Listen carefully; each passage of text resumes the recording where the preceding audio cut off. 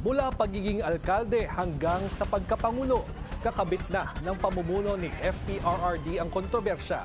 Mula Davao Death Squad hanggang War on Drugs na naging sanhi para siya ay mapusasan at ilipad pa ibang bansa. Ngayong pinangalanan ng kanyang mga kaalyado bilang kapwa-akusado, balikan natin kung ano ang naging kalakaran sa ilalim ng kanyang liderato. Narito ang Agenda Weekend Report ni Hannah T. Alam ng mga pulis natin, Your Honor, Mr. Chair, na patayin, may reward. Kung mamatay yung nasa watch list, may reward system yon ang ibigay.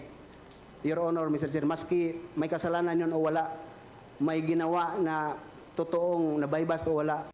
Dati na ring lumitaw ang isang police officer para kumpirmahin ang di umano'y reward system sa mga pulis kapag may pinapatay sila.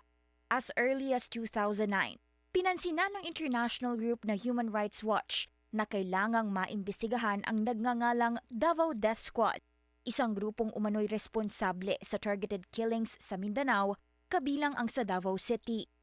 Naniwala ang grupong hindi random ang pagkamatay ng mga biktima nito at sangkot pa mismo ang mga pulis habang suportado raw ito ng mga opisyal ng gobyerno. Base naman sa tala ng ICC, 1980s pa raw may common plan ang nasabing grupo. Ang grupo raw ay hindi basta rogue vigilantes, kundi may malinaw na hierarchy at command structure kung saan kinakailangan muna ng approval bago isagawa ang pagpatay. Ang mga target ay karaniwang pinaghihinalaang drug pushers o users o petty criminals gaya ng mga magnanakaw.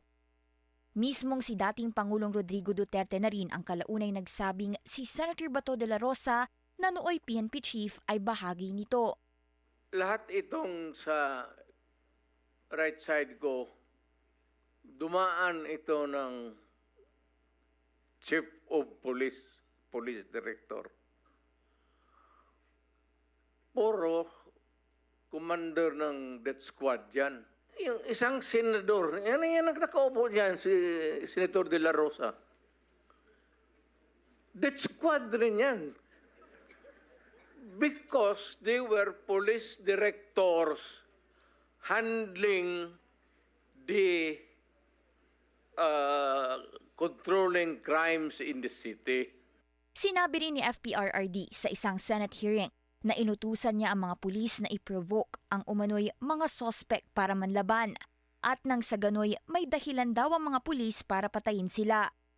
Pero sa ilang mga panayam, itinanggi ni De La Rosa ang pagiging bahagi ng Davao Death Squad. Habang sigo, muli naman hinalungkat ng netizens ang video niyang ito na naghahayag din umano ng reward system. Nabanggit rin po niya, nandyan po rin po yung reward na kanyang sinabi noon, 1 million po sa mga ninja cops, patay. Pag buhay, kalahating milyon lang po. Pag lumaban, 2 million.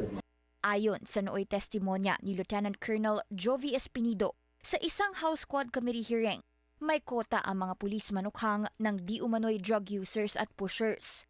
Kadalasan ay umaabot ito sa 50 to 100 households per day.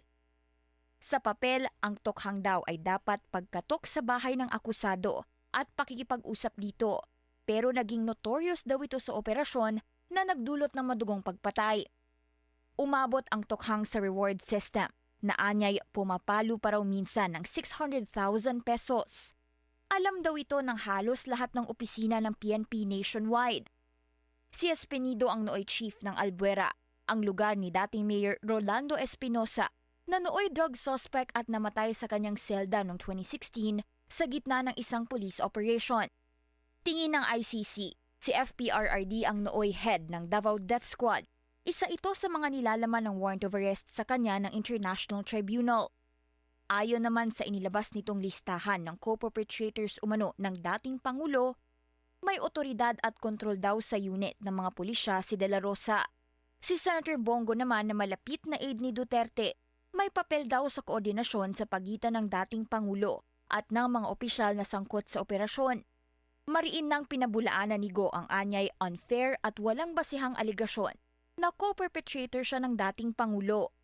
Highest standards of integrity, transparency at dedication to the welfare of Filipinos ang naging sandigan daw niya sa kanyang career.